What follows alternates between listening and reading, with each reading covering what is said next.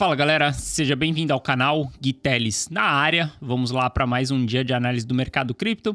Hoje vamos analisar o mercado no geral, vou falar de algumas altcoins, vou trazer análise de on-chain também, vou trazer análise de price action. A gente vai ver como que o mercado americano está se comportando também, porque na semana passada a gente teve alguns fechamentos interessantes e vamos ver se a gente consegue consolidar tudo para ver como que vai ser as próximas semanas aí, beleza? Se você não é inscrito no canal, eu te convido a fazer parte do canal. Aqui a gente traz um mega conteúdo todos os dias da semana e principalmente, cara, quando a gente fala de análise on-chain. Aqui a gente destrói sobre esse tema. E se esse conteúdo fizer sentido para você, cara, deixa seu like para mostrar para mim que esse conteúdo está sendo relevante e também para dar aquela força pro canal. Só pra gente contextualizar onde que nós estamos, a gente só olhando aqui, ó, para análise on-chain, para o NewPL e para o MVRV, a gente consegue ver claramente que estamos nos mesmos patamares de formação de fundo que estivemos lá em 2018, MVRV e NewPL em região de capitulação, mesmos patamares também que em 2020, o crash ali de 2020 a gente chegou nessas regiões, preço super descontado e também MVRV e NewPL em região de capitulação e novamente estamos constituindo essas regiões mais uma vez no BTC. Isso daqui significa formação de fundo do mercado, tá? Abaixo dos 22 mil dólares, estamos em período de capitulação, estamos constituindo fundo no BTC. Por que a gente analisa o BTC? Simplesmente porque ele vai ditar como que é o ciclo de todas as criptos aí, a gente sempre vai olhar para ele como a nossa bússola no mercado cripto, né? Sabendo para onde que o BTC tende aí, a gente sabe para onde todo o mercado ele tende aí. É uma certeza? Não é uma certeza,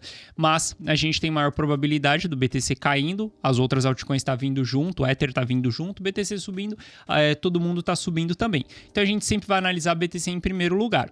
Quando a gente olha para o price action, algo que eu venho falando para vocês aí já há bastante tempo é a formação dessa cunha descendente que nós estávamos tendo aqui no preço do BTC, né? A gente tem essa linha de baixa aqui da cunha e essa outra linha aqui também.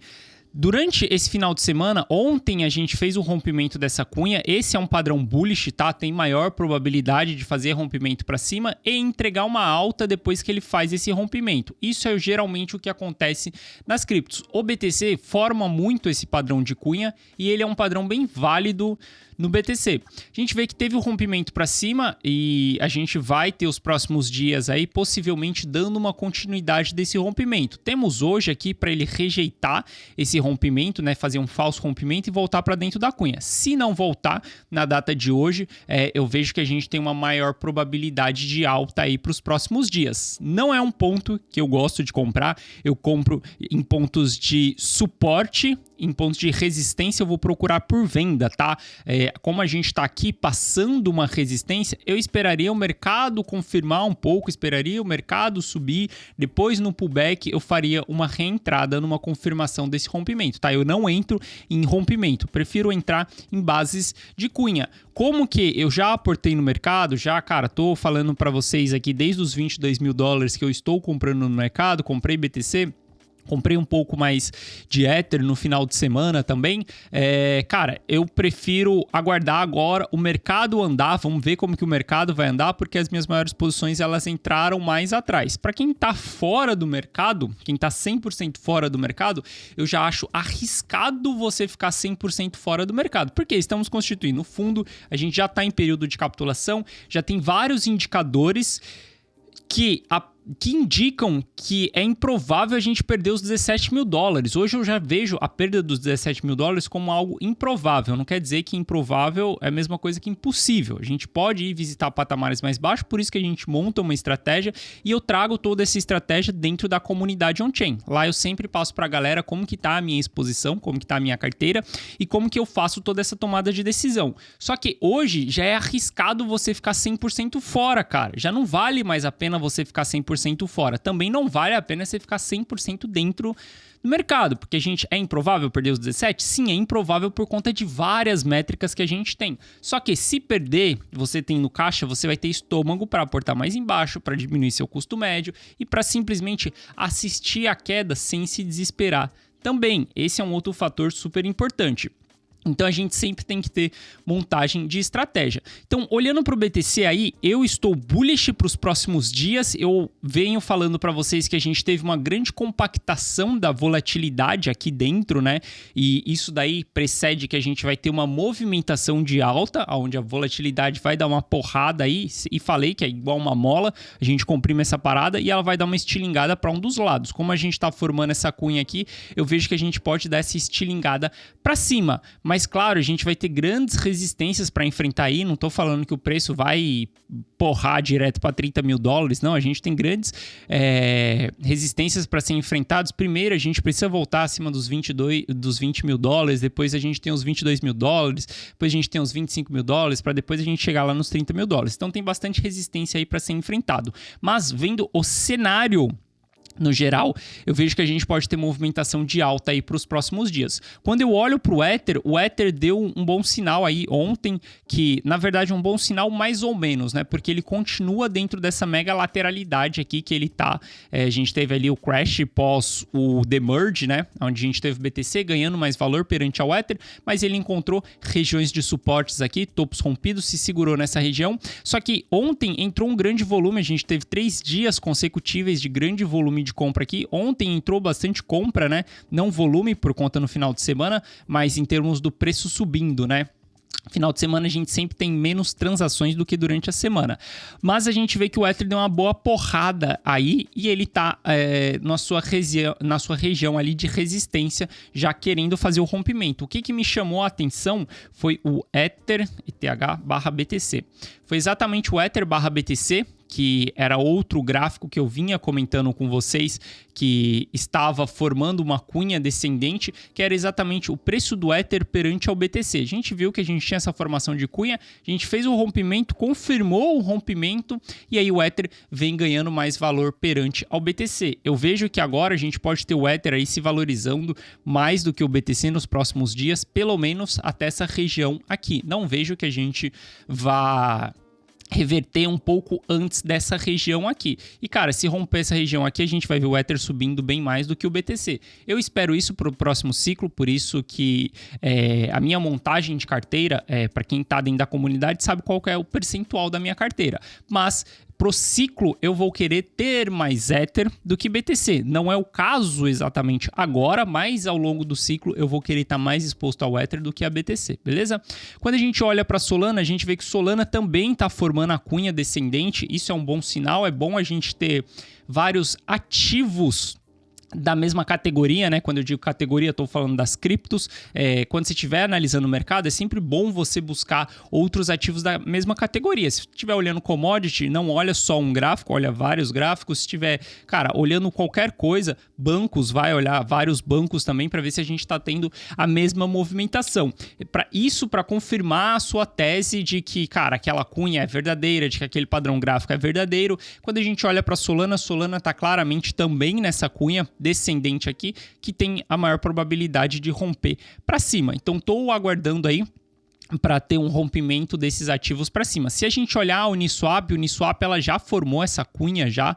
A gente teve a formação dessa cunha aqui, ó, mais recente na Uniswap, e ela fez esse rompimento para cima. Na semana passada eu comentei com vocês que isso daqui poderia ser o padrão que aconteceria no BTC. Como eu não vejo grandes porradas por agora, porque estamos vivenciando a lateralização da capitulação. É um momento onde o mercado fica lateral, fica chato para as pessoas ficarem impacientes, para as pessoas desistirem do mercado. Muita gente acha que a desistência do a desistência do mercado, a desistência do ativo, ela está durante o bear market, mas não é exatamente aqui. Muitas da desistência do mercado está nesse período de lateralização, do preço chato, o preço não se mexe muito, fica em uma mesma região. Aqui as pessoas cansam de analisar o mercado e acabam saindo, ficam fora do ativo, ficam esperando para retomar para o ativo lá na frente, depois vai esquecer disso daqui e vai ver o preço lá em cima. Por que o preço está muito chato? Cara, estamos no mesmo patamar de junho, cara. Então o preço já tá flertando essa região aqui já faz um bom tempo, beleza? E aí por isso eu acho que a alta não vai ser tão forte e pode ser que a alta do rompimento da cunha seja mais ou menos igual a Uniswap tá fazendo. Ela rompeu a cunha para cima, só que ela simplesmente lateralizou aqui depois desse rompimento. Então, a gente pode ter essa lateralização aí do BTC também após esse rompimento, né? Se a gente traçar aqui, ó, a gente vai ver que a Uniswap está presa dentro desse canal lateral aqui, né? Então vê que ela tá flertando aí entre aqui em cima e aqui embaixo e provavelmente isso pode acontecer no BTC. Vai acontecer? Não sei, não dá para saber, não dá para prever o futuro, não gosto de prever o futuro, então eu vou analisar ponto a ponto. Tava analisando a cunha, a gente tá fazendo um rompimento, agora eu vou buscar a confirmação dessa cunha. Depois aí a gente vê o que o mercado vai querer fazer, beleza? Mas por enquanto eu vou buscar informações pela confirmação do rompimento dessa cunha. Quando a gente olha para Matic fez um padrão bullish também, que é sair do canal de baixa, né? E a gente teve a confirmação da Matic saindo do canal de baixa, flertou dentro desse canal aqui, fez o rompimento, confirmou no final de semana e caracterizou um pivô de alta aqui. Então, quando eu olho para o mercado cripto, exatamente nesse momento, eu começo a ver muitos price actions positivo, que é a cunha no BTC sendo rompida, Solana também formando a cunha, a gente vê que o Ether ganhou um pouco de força ali e é perante ao BTC, e aí isso daí pode fazer com que ele saia de dentro daquele canal rompendo para cima. A gente tem o Uniswap que já rompeu a cunha, tá numa lateralização ali, e a gente também vai ter, cara, se for buscar, você vai ter vários ativos aí que estão com padrões bullish. Matic também está rompendo o canal de baixa para cima. Então eu começo a ver que o mercado cripto no geral está dando uma animada quando a gente olha para o price action. Quando a gente olha para a análise on-chain, cara, simplesmente fundo do mercado, região de aporte. Claro que isso aqui não é uma recomendação de investimento, é simplesmente como eu analiso e como que eu tomo as minhas decisões no mercado, mas simplesmente é uma região de aporte. Eu saí do mercado em $52 mil do BTC, fiquei durante toda a queda fora e reentro nos $22 mil, porque a partir dos $22 mil a gente entra no período de capitulação. É o que eu mostrei para vocês, o primeiro gráfico aqui que eu trouxe para vocês. Exatamente nesse período aqui, ó, a gente começa a estressar. MVRV com preço super descontado, NUPL também em região de capitulação. E não só por conta disso, se a gente puxar vários dados on-chain, a gente vai ver que tem muita informação positiva nessa região que o BTC está. Por exemplo, a gente está vendo uma grande saída de ativo das corretoras e que está se mostrando consistente aqui nos últimos dias, né? A gente vê que o preço está bem sem volatilidade, né? Mas a gente vê que está tendo grandes saídas dos ativos das corretoras. Quem puxou muito isso daí foi a Coinbase. A gente sabe que na Coinbase a gente tem mais institucional do que o varejo, porque é a corretora que segue mais as regras aqui nos Estados Unidos. Então, o investidor institucional ele sempre vai procurar estar dentro das regras, né? Para ele não acabar se queimando em termos de imposto, dessas coisas tudo. Então, a gente vê que o investidor institucional ele está tirando um pouco aí da Coinbase. Se a gente olhar para a Binance, a gente vai ver que teve mais entrada na Binance. O varejo mandou mais ativos para a Binance e simplesmente a gente está tendo o institucional tirando os ativos da Binance. Isso daí tem uma correlação também com o fundo do mercado, onde quando a gente está constituindo a capitulação, a gente tem o ativo saindo, a gente chama de mãos fracas para mãos fortes, ou mão de alface para mão de diamante. Cara, você usa o termo que você quiser, sardinha, fazendo sardinhagem, mas o conceito geral é que simplesmente o ativo ele vai trocar de mão, ele vai sair da mão de uma pessoa impaciente para uma pessoa paciente. Quem que são esses caras pacientes? São simplesmente o long term holder. Quando a gente olha pro BTC, né? O BTC a gente consegue entender, consegue olhar através da análise on-chain por trás do preço, né? O que está acontecendo no comportamento da rede, quem está segurando, quem está vendendo. E quando a gente pega os ativos aqui, a idade das moedas acima de 6 meses, a gente vê que está crescendo muito. O que significa esse supply com mais de 6 meses? Significa, cara, supply na mão do long term holder. Long term holder é o cara que dita como que é o ciclo do BTC. O cara acumula durante a baixa e ele distribui durante a alta. E a gente já vê que a gente está com mais de 75% do supply na mão do long term holder. Ou seja, mais de 75% das moedas que já foram mineradas no BTC, elas já têm mais de 6 meses paradas em carteiras, simplesmente em carteiras que estão envelhecendo, se tornando carteiras de long term holder, e isso fortalece muito para a gente ter um supply squeeze do BTC. Essa movimentação do long term holder não é algo que é tão frequente de acontecer. A gente vê essa movimentação aí acontecendo algumas vezes só ao longo do ciclo. Se a gente olhar para todo o ciclo, a gente vai ver que isso daqui aconteceu apenas algumas vezes, né? A gente teve a primeira movimentação foi lá em 2012, 2013, depois a gente teve em 2015 também, depois a gente teve em 2018 e teve uma pequena movimentação ali no crash de 2020. Mas essa é uma movimentação super rara. Cara, a gente tá falando mais de uma década de movimentação de ativo, né? O ativo tem mais de 10 anos aí, o BTC, e a gente vê que, cara, durante mais dessa uma década aí, a gente teve essa movimentação acontecendo 5 vezes, que é o supply todo passando para a mão do long term holder. Eu gosto muito de ver essa movimentação, é uma movimentação muito importante para mim nesse momento do ciclo. E aí, durante a euforia, lá no topo do ciclo, a gente vai ver a movimentação inversa, que é o long term holder simplesmente distribuindo, beleza? Quando a gente olha para o Soper, é um gráfico que eu trago pouco aqui para vocês, né, durante os últimos dias, porque esse gráfico ele é um pouco lerdo para se movimentar, mas o Soper ele meio que indica, ele não é exatamente isso, mas eu sempre leio ele indicando como que está o sentimento dos usuários do BTC. Por exemplo, quando a gente tem um Soper acima dessa linha preta aqui, ó, que é a linha do 1, a gente fala que as pessoas estão gananciosas, onde as pessoas estão tendendo a somente realizar lucro. Ninguém quer realizar prejuízo nesses períodos. Então, a gente tem um otimismo na rede. Quando a gente tem uma costura do Soper aqui na região de 1, a gente vê que estamos passando por uma transição de mercado, seja do bull market para o bear market, ou seja do bear market para o bull market. E quando estamos no bear market, ficamos abaixo dessa região do 1, onde o pânico está instaurado, onde o medo está instaurado, os impacientes estão vendendo e está tendo muita realização de prejuízo.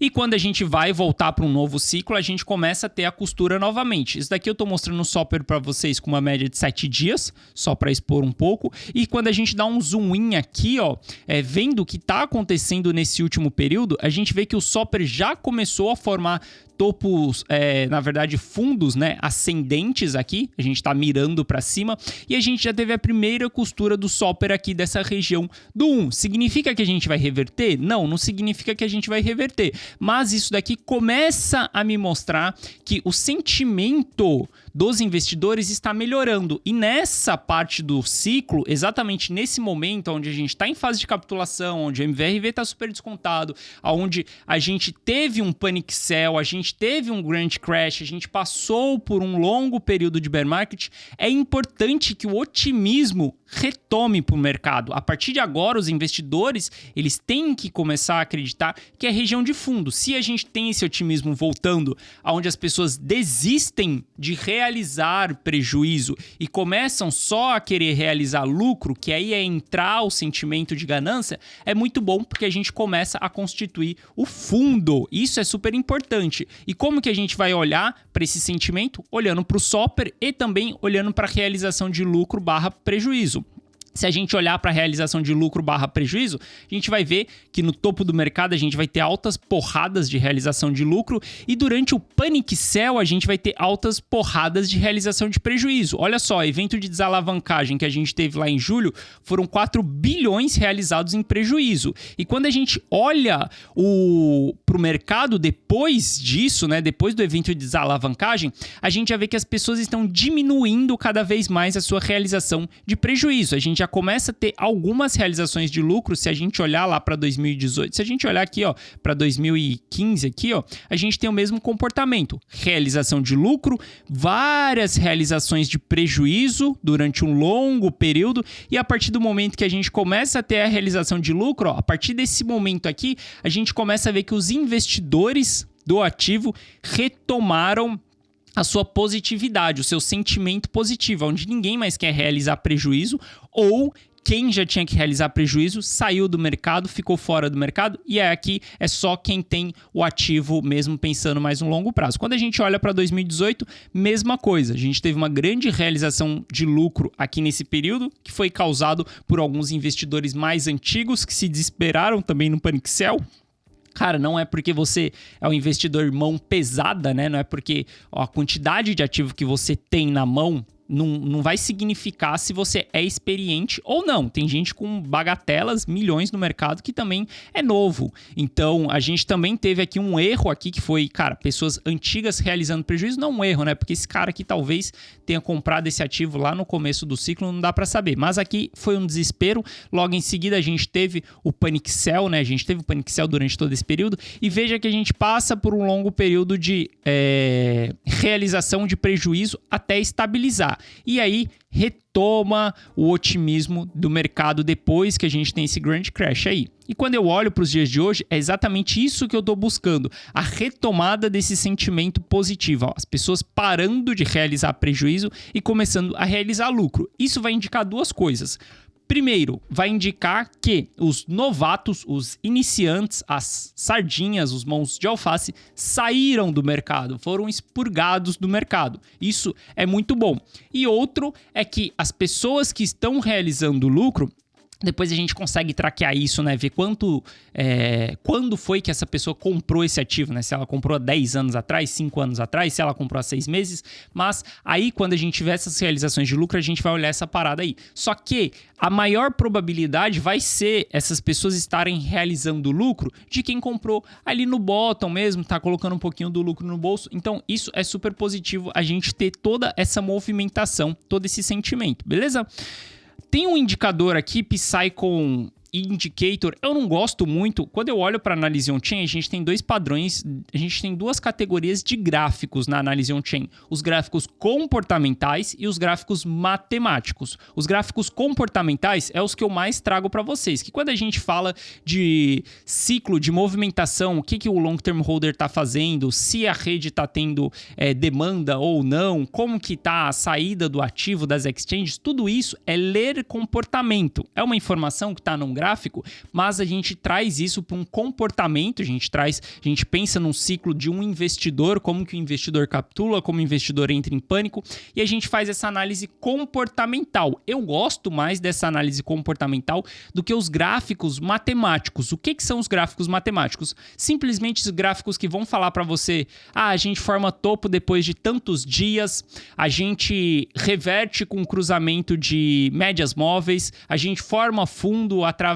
de não sei quantos dias depois do all-time high. Tudo isso é um gráfico matemático, onde você vai ter todos os ciclos se comportando com aquela mesma lógica, aquela mesma matemática. Esse cara, é depois de tantos dias que a gente forma fundo, todos os ciclos a gente vai olhar e a gente vai formar fundo depois disso. Esses são os gráficos matemáticos. Por que eu gosto mais dos gráficos comportamentais e menos dos gráficos matemáticos? Pelo simples fato de que a matemática, ela pode coincidir durante um longo período, mas para mim ela não vai ser precisa durante muito tempo. Ela não vai conseguir acertar isso várias e várias vezes ao longo de todo o ciclo, porque eu não acredito que o mercado ele seja tão lógico.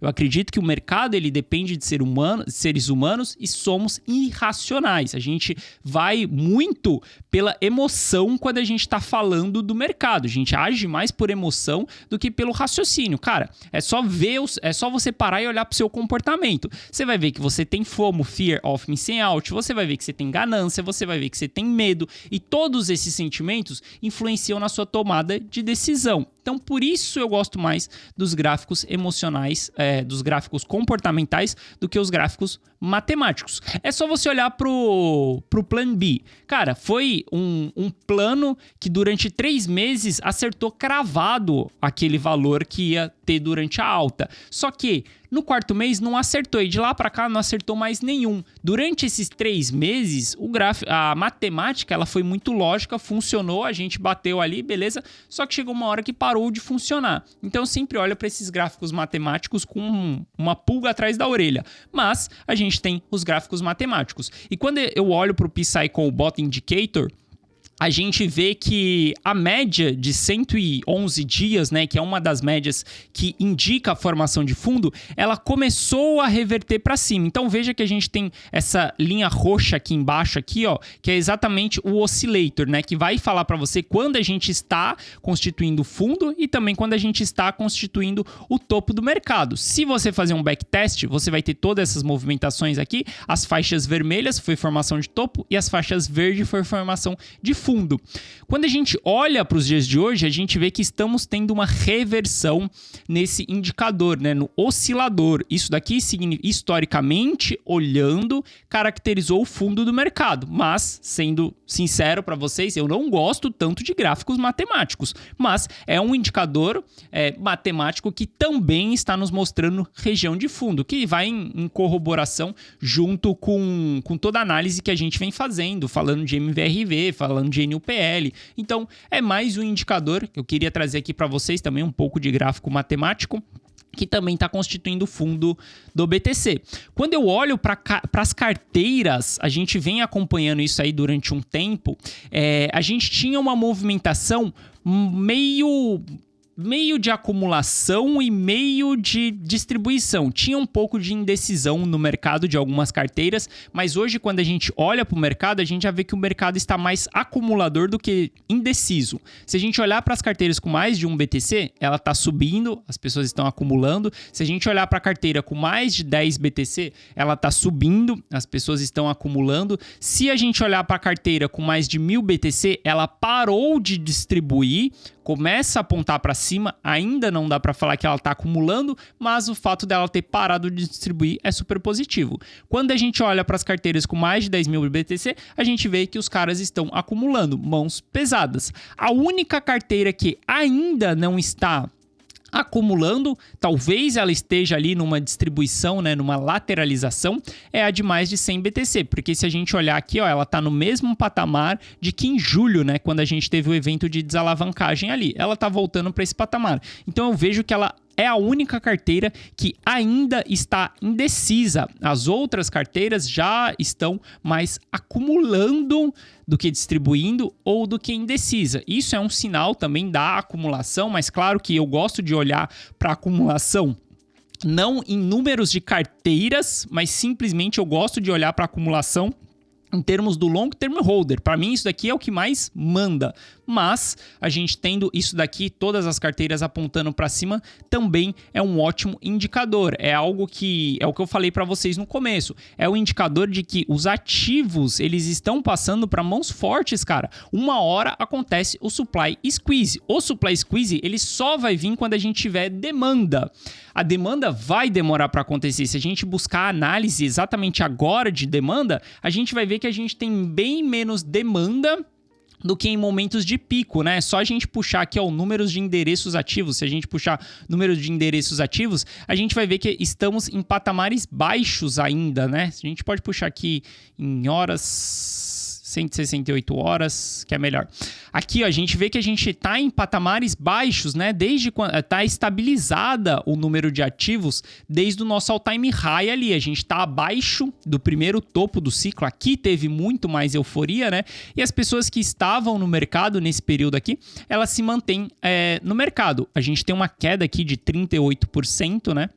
Dos usuários na rede desse topo para essa região que nós estamos aqui, mas o mercado ele só vai voltar a subir fortemente quando, ó, veja lá em 2018, quando a demanda pelo ativo ela começa a voltar aos poucos, vai voltando a demanda pelo ativo, como a gente não vai ter o ativo tanto em circulação, por quê? Vai estar na mão do long term holder, 75% já está na mão do long term holder. Nessa movimentação, a gente tem um supply squeeze. Ainda não é algo que está acontecendo, a gente vê que a rede está mais estável, né? Está mais ali, mais do mesmo, e não está entrando tanta demanda assim. Mas isso daqui é processo, é ciclo do mercado, isso não acontece de uma hora para outra, galera. O mercado, ele parece andar muito rápido, só que o ciclo ele é demorado para a gente ter uma transição de um bear market para um bull market. A gente primeiro vai passar pela fase de capitulação, ansiedade, lateralização, para depois a gente começar a voltar a retomar as altas. O BTC, ainda mais, ele está muito relacionado com o halve. O halve vai acontecer em 2024. Então a bull run, a real exponencialidade ali de subida, ela só vai vir depois de 2024. Porque em 2024 vai ter a narrativa do BTC sendo deflacionário, da emissão caindo pela metade, toda aquela ladainha que a gente já conhece sobre o halve. Só que até lá o preço vai ter constituído fundo, cara, a gente olha para trás aí, geralmente o preço sobe 100% antes do halve, né? Então é exatamente essa movimentação que a gente quer capturar. Eu como analista, cara, obviamente eu vou querer identificar o fundo e o topo do mercado. Essa é a minha função, esse é o meu papel, encontrar as regiões de topo e de fundo. Vou encontrar o preço mais barato e o preço mais caro? Se eu der sorte, eu encontro, mas eu não conto com a sorte. Então, o preço mais caro e o preço mais barato é muito difícil de você encontrar através de métricas. Cara, é muito difícil você encontrar porque tem o seu emocional ali. Cara, quase impossível. Não vou falar impossível, mas é quase impossível. Você acertar com consistência o preço mais barato e o preço mais caro. Mas para você acertar a região de fundo e a região de topo, é super fácil. Desde que você tenha três coisas. Você saiba price action, você saiba análise on-chain e você saiba ciclo de mercado também, que momento você está vivenciando. E para mim, quem conta mais é exatamente a análise on-chain. Essa tem muito mais peso do que as outras duas. E quando a gente olha para a análise on-chain, claramente estamos formando fundo do mercado. Então, resumindo aí para essas próximas semanas, espero uma semana aí um pouco de alta, né? Principalmente olhando para todos esses dados, acabei não falando com vocês, mas o mercado americano, ele tá querendo constituir um pivô de alta aqui, né? Vamos ver como que vai ser o comportamento ao longo dessa semana, se ele vai conseguir constituir aqui um pivô de alta ou se ele vai começar a lateralizar dentro dessa região. A gente tem essa probabilidade também do mercado americano lateralizar durante essa região. Como eu já venho falando para vocês que o mercado cripto, ele está antecipando os movimentos do mercado americano, a gente formou topo primeiro no mercado cripto e depois no mercado americano, pode ser que o mercado americano comece a lateralizar exatamente nessa região aqui. Não sei, não dá para saber, não dá para prever o futuro, a gente tem que aguardar movimentações, mas vamos acompanhar, ver se entre hoje e amanhã a gente consegue formar esse pivô de alta aqui no mercado americano. Beleza? Então é isso, espero que você tenha gostado da análise de hoje. Se você não é inscrito no canal, considere se inscrever e se esse conteúdo fez sentido para você, se você chegou até aqui é porque fez sentido para você. Deixa seu like para dar aquela força pro canal também e para mostrar que esse conteúdo está sendo relevante. Um forte abraço e eu vejo vocês amanhã. Valeu!